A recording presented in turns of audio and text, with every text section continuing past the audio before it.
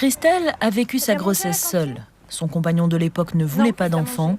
Il est parti lorsqu'elle a décidé de mettre au monde Chloé, aujourd'hui âgée de 5 ans. Ce qu'elle a offert à Fabrice, je l'ai mis là, mais bon. Pas toujours. Je sais pas, la photo de maternelle.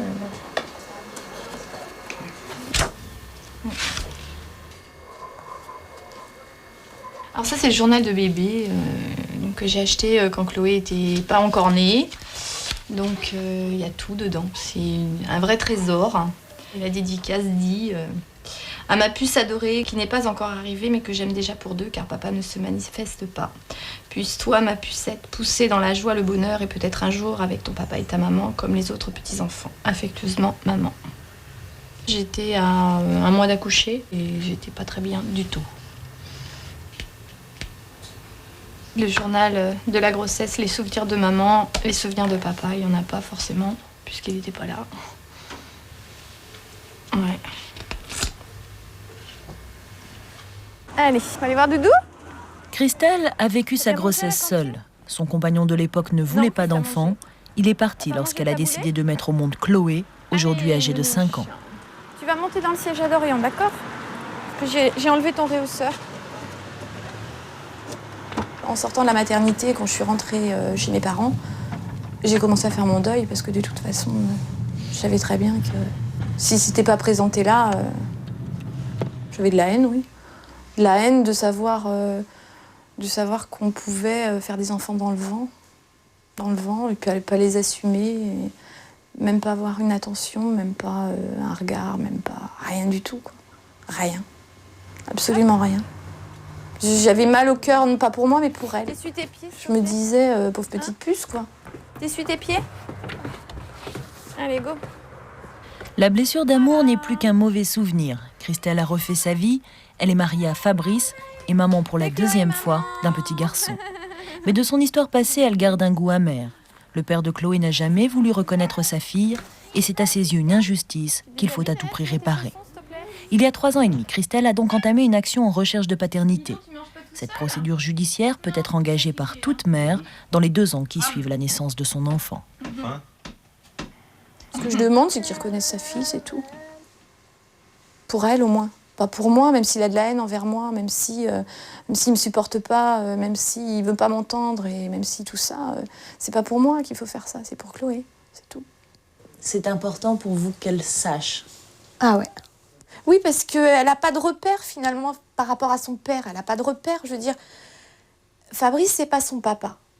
Donc, qui est son papa? Elle appellera jamais Fabrice papa. Donc, il n'y a pas de raison qu'on lui dise pas qui est son papa. Enfin, je veux dire, il faut être 2 pour faire un enfant. Elle va le comprendre au fur et à mesure du temps. Si c'est pas lui, c'est forcément un autre. Et cet autre, eh ben, je veux qu'elle sache comment il s'appelle.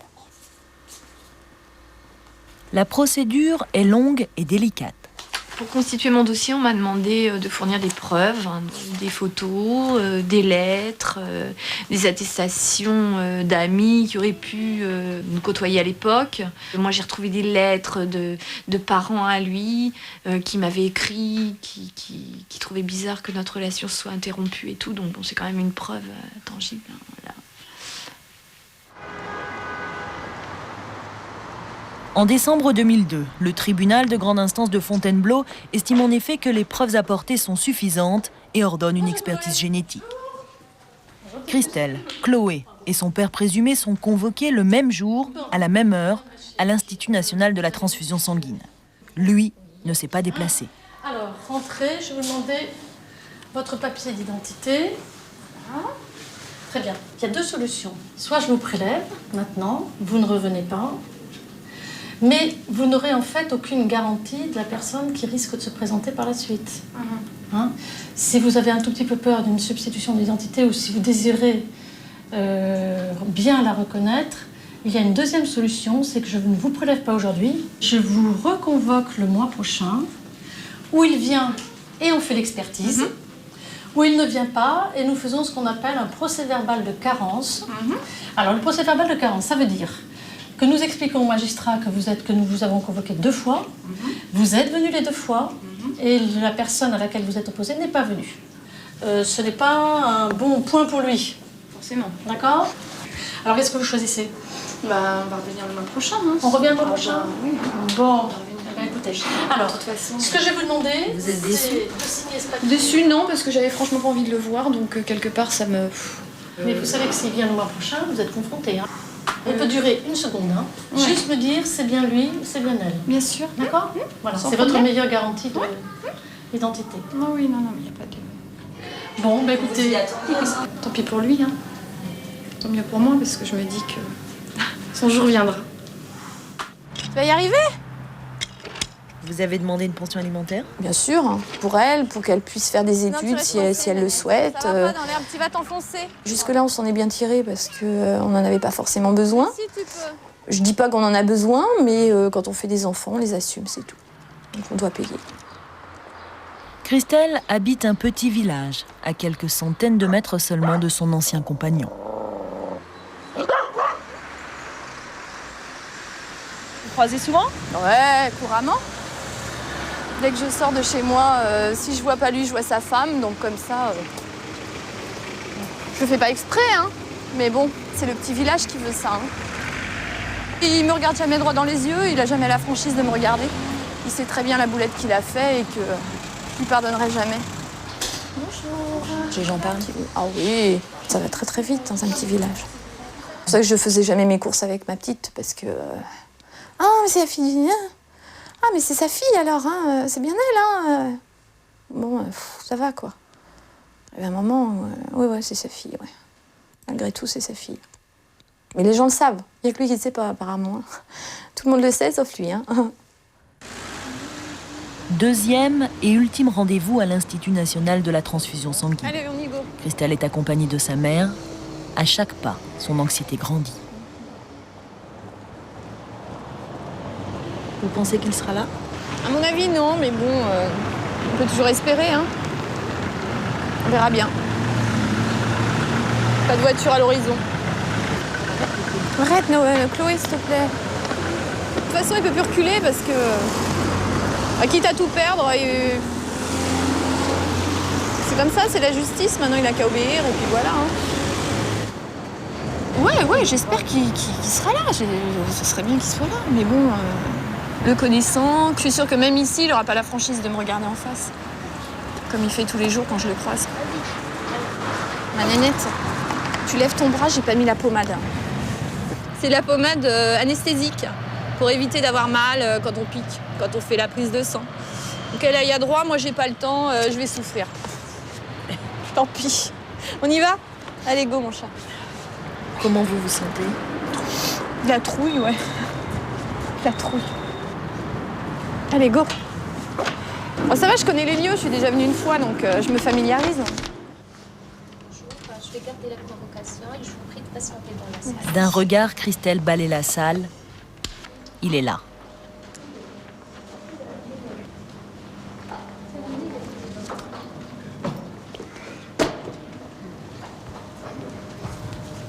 Je me sens pas très bien.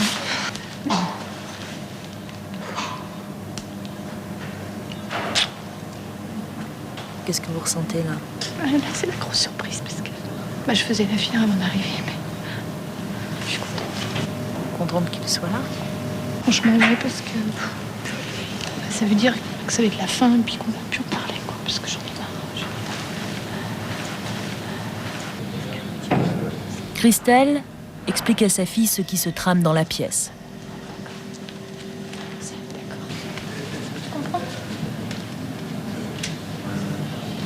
Ah, mais j'ai expliqué que le monsieur qui était en face de nous, c'était son papa.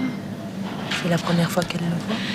Qu'elle le voit, non, elle l'a déjà rencontré dans la rue. Elle ne savait pas. Elle savait pas, non. J'allais pas lui dire dans la rue, tiens, vu l'ignorance qu'il éprouvait envers elle, j'allais pas lui dire, tiens, c'est ton papa, quoi. Elle serait dit, ah bon, c'est ça un papa? C'est donc la première fois. C'est réellement la première fois que je lui présente son père, enfin que je lui présente de loin. Vous pensez que c'est votre fille? Oui, je pense, oui. Ouais. Maintenant, c'est vrai qu'elle, la pauvre, elle y est pour rien, mais bon, c'est la mère qui est complètement irresponsable, mais on ne fait pas un enfant toute seule. Hein. Ou alors on assume jusqu'au bout. Non, c'est très facile, un enfant ça se fait à deux quand même. Maintenant, on a quand même des possibilités médicales de ne pas avoir d'enfant. Hein. Moi, je pense surtout à la gamine. Hein. Plus tard, qu'est-ce qu'elle va vouloir faire, qu'est-ce qu'elle va vouloir faire, nous voir. Mais vous n'avez pas envie de la voir? Non, malheureusement, non. Non, bon, on verra plus tard quand elle sera en âge de décider si elle veut me voir ou pas, mais non, j'ai pas envie de nouer des liens. Du tout. Ça, c'est à cause de la mère, c'est pas à cause de la petite.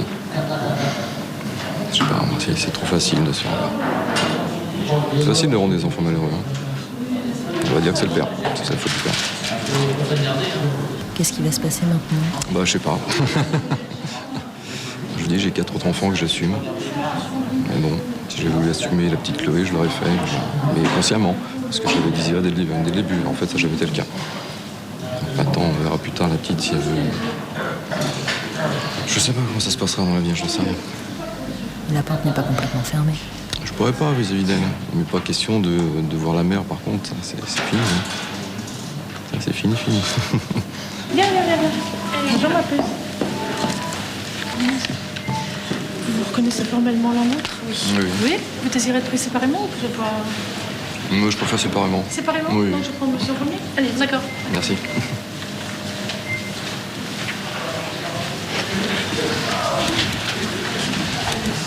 Bon, vous avez reconnu la dame? Oui. Aussi. Vous connaissez la fille? Je la croise, oui, de temps en temps dans le village, vous savez, bon. Ce village de 30 000 habitants. Alors, comment c'est votre nom, s'il vous plaît? Je l'ai faite. Ouais. Vous vérifiez mon étiquetage. Voilà. Alors maintenant, je vais vous demander d'aller voir le jeune homme qui va vous faire signer un papier comme quoi vous acceptez l'établissement de vos empreintes génétiques. Voilà. On y va? Allez, il y a mon petit chat. C'est un petit chat. Allez, c'est un petit chat. Viens, le petit chat. Ouais, c'est un petit chat.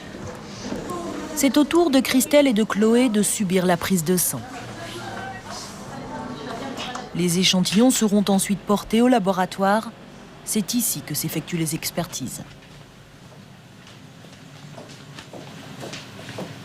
On va partir de sang total, donc, que l'on vient de prélever, et on va extraire l'ADN à partir des globules blancs. On va éclater ces globules blancs, et par des petits artifices techniques, on va obtenir une solution d'ADN qui est un liquide qui ressemble à de l'eau. Vous avez ici 200 microlitres d'une solution d'ADN. Voilà. Le travail de laboratoire consiste à comparer l'ADN de la mère, du père et de l'enfant. Après de nombreuses manipulations techniques, il est alors possible de visualiser sur un écran d'ordinateur les similitudes entre les individus et d'en déduire leur lien de parenté. Ces 2 pics bleus représentent la mère, les 2 pics rouges représentent l'enfant et les 2 pics verts représentent le père que l'on nous propose. Et vous voyez bien que les 2 courbes vertes et rouges se superposent, ce qui dénote la présence du même caractère chez le père et chez l'enfant. La fiabilité du test confine à la certitude, en ce sens qu'après calcul de probabilité, nous rendons un résultat qui n'est jamais inférieur à 99,999 chances sur 100 que le père soit effectivement le père biologique de l'enfant. Les résultats sont communiqués directement aux avocats 1 mois après les prélèvements. L'affaire sera débattue au tribunal de grande instance et pour Christelle, ce sera la suite d'une procédure qui va encore durer de longs mois.